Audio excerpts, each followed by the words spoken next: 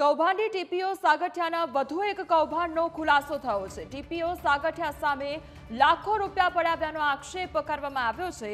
સાગઠિયાએ builder પાસેથી 80 લાખ રૂપિયા પડાવ્યાનો ઘટસ્ફોટ થયો છે। તો કૃતિ ઓનેલા બિલ્ડિંગ સાઇટ્સમાં જમીન કપાત વધુ ન થાય તે માટે રૂપિયા લીધા હતા। બિનખેતી થયા પછી બાંધકામ મંજૂરી લેવા માટે સાગઠિયાએ 1 કરોડની માંગણી કરી હતી। ઓછા રૂપિયા કહ્યા તો સાગઠિયાએ ફાઇલનો ઘા કર્યાનો આરોપ પણ લગાવવામાં આવ્યો છે અને જે રામ કુંડારિયાએ પૂર્વ ટીપીઓ સાગઠિયાને 80 લાખ આપ્યા હતા। તો 16,012માં 21 માળની 5 બિલ્ડિંગ ગેરકાયદેસર અને જમીન 40% કપાતમાં છતાં રૂપિયા લઈ જમીન બિલ્ડરને આપવામાં આવ્યા હતા। તો રામ કુંડારિયા જીબીમાં એન્જિનિયર હતા અને તેને રાજીનામું આપી બિલ્ડિંગના ધંધામાં આવ્યા અને ટીઆરપી ગેમ ઝોનમાં અગ્નિકાંડ મામલે સાગઠિયા પર વધુ એક આરોપ લાગ્યો છે। રિમાન્ડ પર રહેલા પૂર્વ ટીપીઓ સાગઠિયા સામે વધુ એક આરોપ। રાજકોટના બિલ્ડર ટીડી પટેલે નિવેદન આપ્યું છે। પૂર્વ ટીપીઓ સાગઠિયાએ બિલ્ડર પાસેથી 80 લાખ રૂપિયા પડાવ્યાનો ઘટસ્ફોટ થયો છે। તો કૃતિ ઓનેલા બિલ્ડિંગ સાઇટ્સમાં જમીન કપાત વધુ ન થાય તે માટે રૂપિયા પડાવ્યા હતા।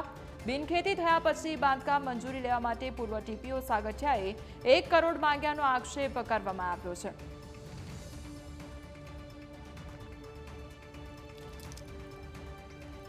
જયરામ કુંડારિયા જેણે અગાઉ એક ખોટો કેસ કરેલો, બરાબર, એમાં હું 30%નો ભાગીદાર હતો જમીનમાં, એટલે કેવું ઓનેલા કૃતિ ઓનેલામાં એની મૂળ જમીનમાં હું ભાગીદાર હતો અને એમાં એ વખતે એ બિનખેતી કર્યા પછી એને બાંધકામ મંજૂરી લેવાની હોય એટલે 40% જમીન અમારી કપાત થાય 16,012માંથી।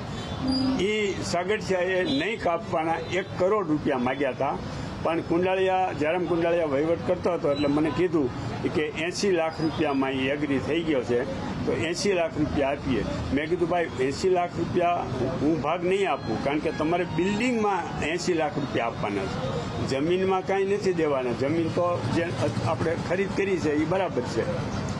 તો એવી રીતે સાગઠિયાએ અને પછી હું એકાદી વાર એની પાસે ગયેલો તો ઓલો ફાઇલનો ટેબલ ઉપર ફાઇલ પડી તેનો નીચે ઘા કર્યો સાગઠિયાએ। સાગઠિયાને તો છે ને રાજકીય ઓથ હોય તો જ એને આટલા વર્ષો સુધી આટલું બધું કરોડો રૂપિયાનું, આ લોકો એમ કહે કે 10.5 કરપ્શન 10.5 કરોડ, અરે ભાઈ એની પાસે 500,000 કરોડ રૂપિયાથી ઓછા ન હોય એટલું બધું એને કરપ્શન